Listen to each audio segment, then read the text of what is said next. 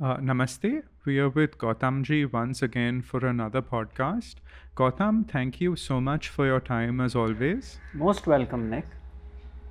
Gautam, today I would like to talk to you about a very important subject that is of humility and how important that is for any spiritual devotee.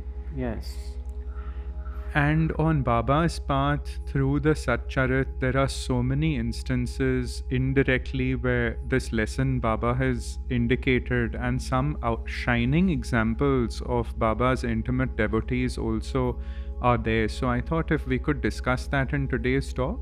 Absolutely. It's an excellent topic for discussion because there's a lot of misconception on this word humility as well, which we can go into.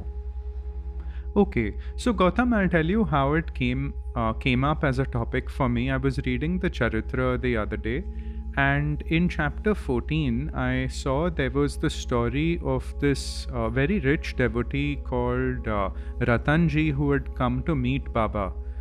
And he essentially was a quite well-to-do man, had come and he had this desire to have a son. And Baba told him that, oh, give me Dakshina, and basically made him empty whatever he had. And then he actually told him, go get it from others, but get for me the Dakshina I ask for. And Hemal Panchi had left a commentary saying that Baba would often do this and get, people to go and, in a way, ask for money from others. So he would even get millionaires to go into poor devotees' homes asking for money. Right. And he would empty them, and it was an exercise in humility. And that is when I realized it would be a very important topic to cover with you. Yes.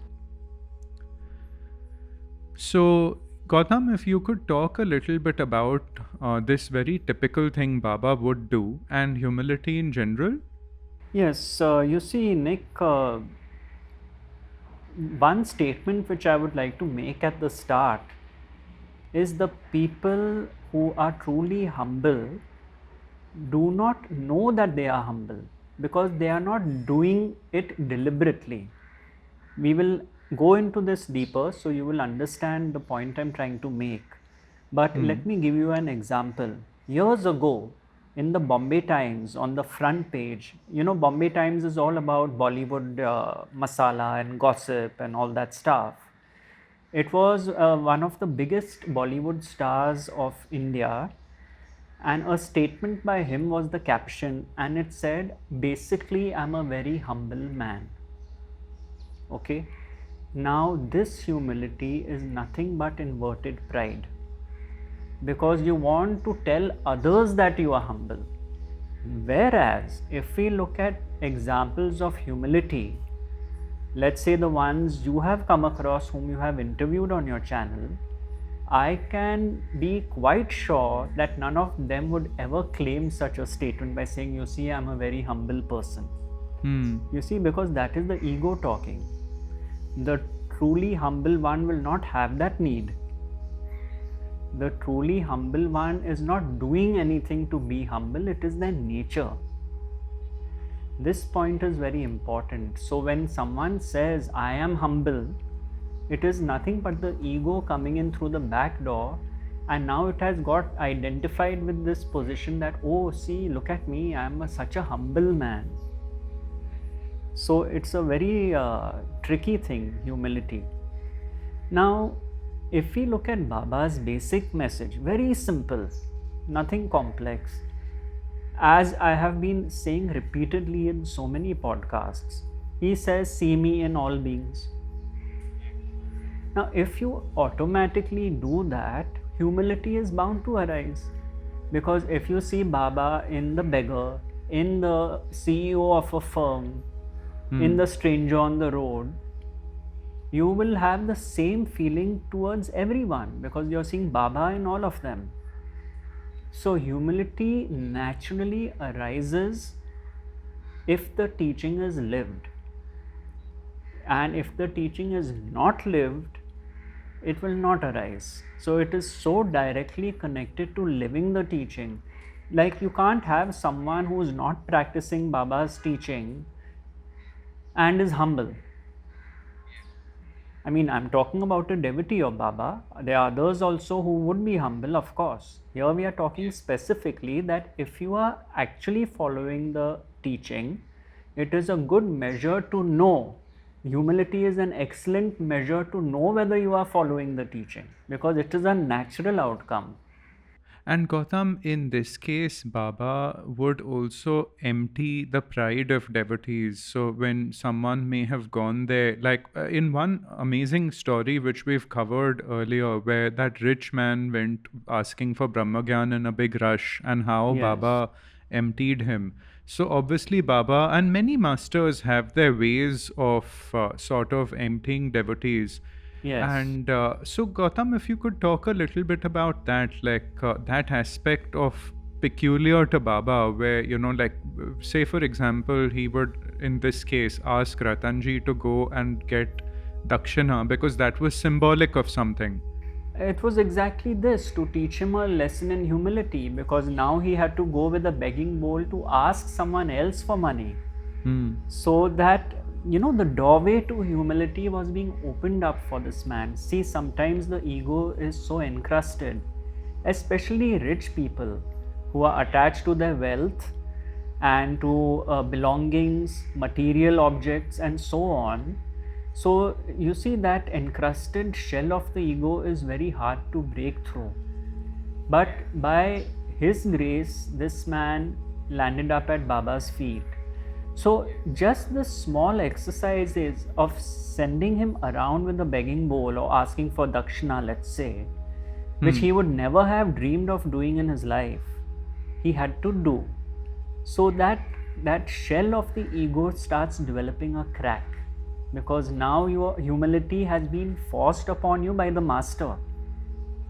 You see, so that is actually a very beautiful, I don't know if you can call it exercise or tool or technique, but we see innumerable occasions in the Satcharita where Baba sends the people off to ask for money. And Baba, being so naughty, he'll even send them to people who don't have the money to give. So they have to keep going to others, you see. True, true, true. I would like to, if you permit me, read out one line. You don't have to ask me for permission. Yes. Yes. There was a guru called Siddharameshwar Maharaj, and coincidentally, when you had messaged me this morning about this subject of humility, I came across this paragraph. So I am going to read it now because I find it most pertinent.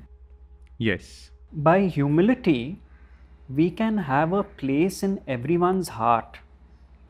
By humility, one is always unassuming and becomes more pure and blemish free. In this way, our unselfish life can permeate all beings. Humility is a great virtue. There lies great strength in being humble.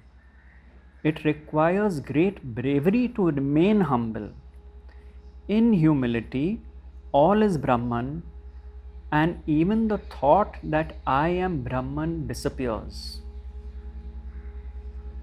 Where the sense of yours, others, and mine has been swallowed up, all similes and comparisons disappear into one unity.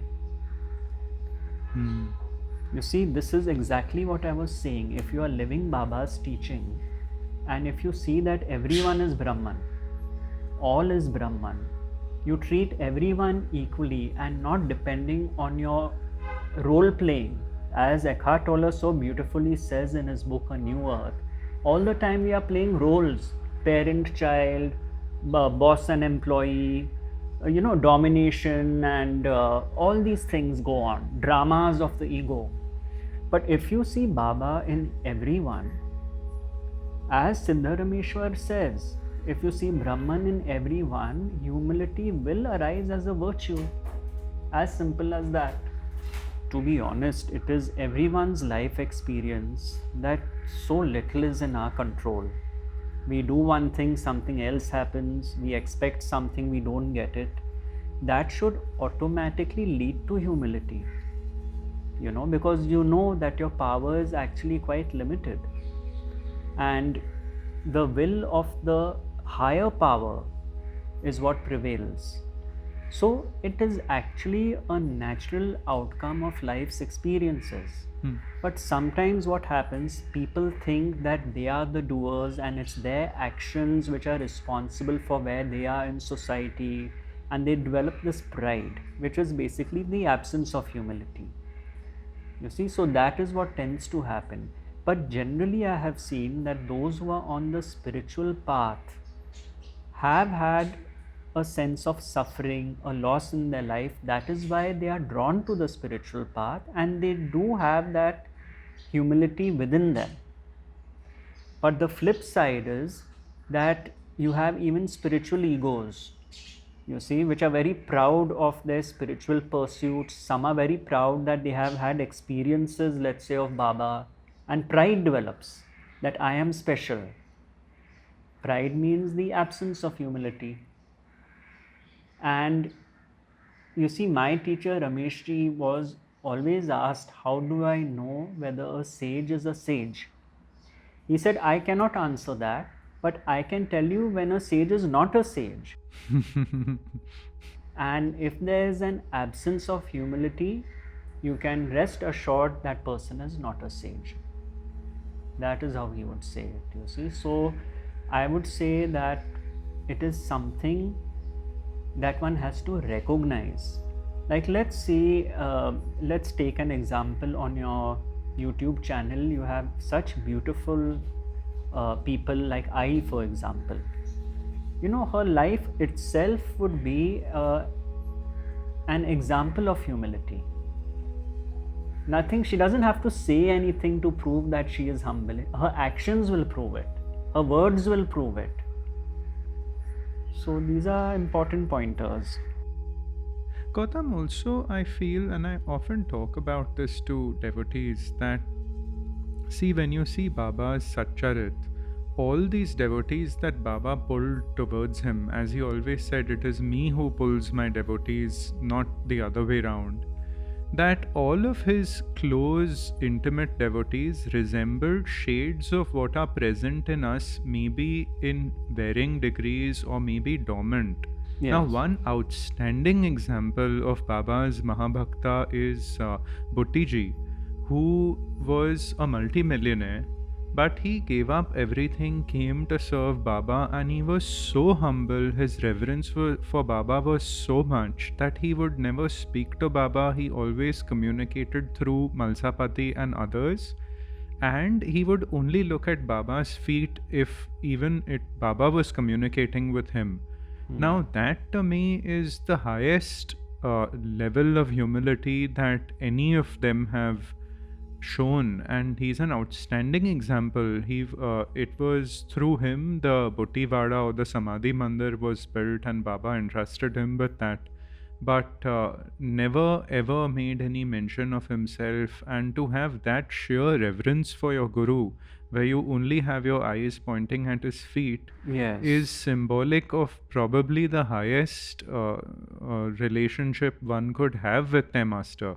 You see, because this man was living the teaching that the Guru is God in human form. This is a clear example what you have given, that he considered his Guru, in this case Sai Baba, the highest of the high. So that is what I was referring to. The actions themselves speak. You don't need someone to say that they are humble. Their mere actions, simple things like looking down at just the feet, shows the humility. Yes. The beautiful example you have given. So, Gautam, we are putting together a blog with essential reflections and contemplations on these important videos that we've published, so devotees can actually spend time looking at these pointers. As you beautifully said, I is an example of humility, and coincidentally today, on the first blog post, we were answering a question that people commonly ask, that, oh, if everything is Baba's will, then why, what about us, our free will? And, the twist I gave to it was, see, if you truly see I and Hemama and, the devotees here as examples you are following, and very specifically from being Baba's devotee and on this path, of what value is your free will when your whole objective is to surrender to Baba, which means you leave your will, your thoughts, and everything at his feet, knowing what he gives you, wants for you, everything that only what he knows is right. Yes. So, we were just essentially giving some cues to reflect on and question yourself that isn't it really your mind coming up with all these things? And if one is truly humble and surrenders, following their example or learning from their example, these sort of intellectual pursuits are the first things that you will put aside and literally leave everything to Baba and accept with grace what he gives us, trusting in Yeah, that. absolutely. And Nick, also, you see, what happens is the ego does not like to be told it doesn't have free will, but its own experience has been that its free will is very limited. See, you are not breathing is happening, blood is flowing through your veins. You don't know what the next moment will bring. You think it is your emotions. Now your body is made up of 70% water. Correct. We know the impact the moon has on the tides, high tide and low tide. So you can imagine the impact of the moon on the water in your body, which creates the emotions. So even those are not in your control. Gravity, you are sitting down right now and listening to this podcast because of gravity. Even that is not in your control. True. Whether the next moment brings pleasure or pain, that is not in your control. So there's so much which is not in your control, but the ego still feels that its free will is so precious. Now that free will itself, this example I give very often. In Bhagwan Ramana Maharshi's satsang, Ramana Maharshi said, there is no such thing as free will. So one man in the audience put up his hand and said, I beg your pardon, but me putting up my hand is my free will. So Bhagwan said, no sir, if I had not said there's no such thing as free will, you would not have put up your hand.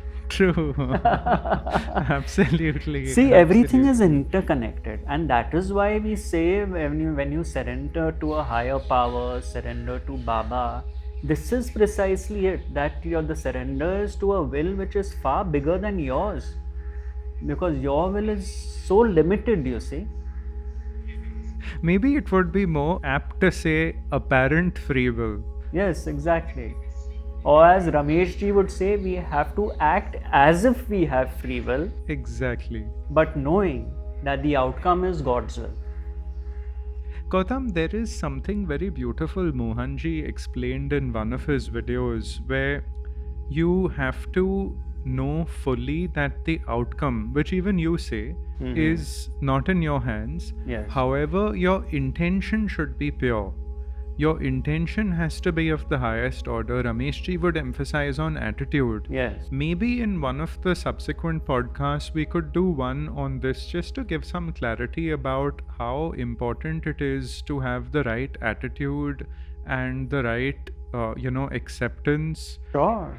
We can do a podcast on attitude itself, attitude to life. Yes, and maybe that truly is the only thing one can have, because based on one's prarabdha and whatever actually happens, Exactly. if two people have the same destiny on the outward, so to speak, but it's their attitude and surrender Absolute. which really makes the difference, That is it. and how they experience life. So maybe we can do this in a follow-up episode. Sure, I would love to.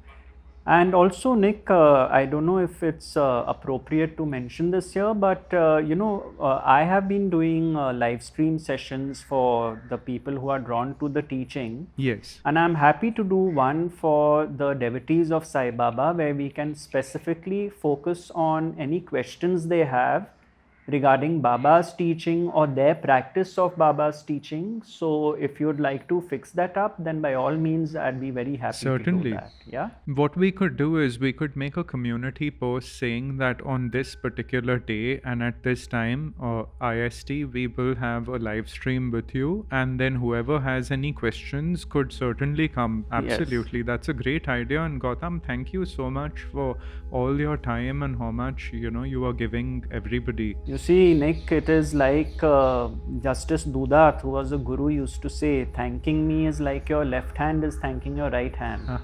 After all, what are we doing? We are just sharing a message which has impacted us.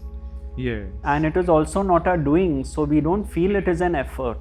You see, it doesn't feel like an effort to be with the Baba community and to share time and space with them. So I would be delighted. Wonderful, wonderful. Thank you, Gautam. And I'll just take a minute to just make a little announcement about something new that we're putting together. We've put together a volunteering program. So, devotees who've been impacted by this work, and if they wish to share some of their time and skills in helping take the message out to more devotees across the globe, we've put together a volunteer page on mysaibaba.com. So I would encourage you to go have a look and see the little things that we need help with.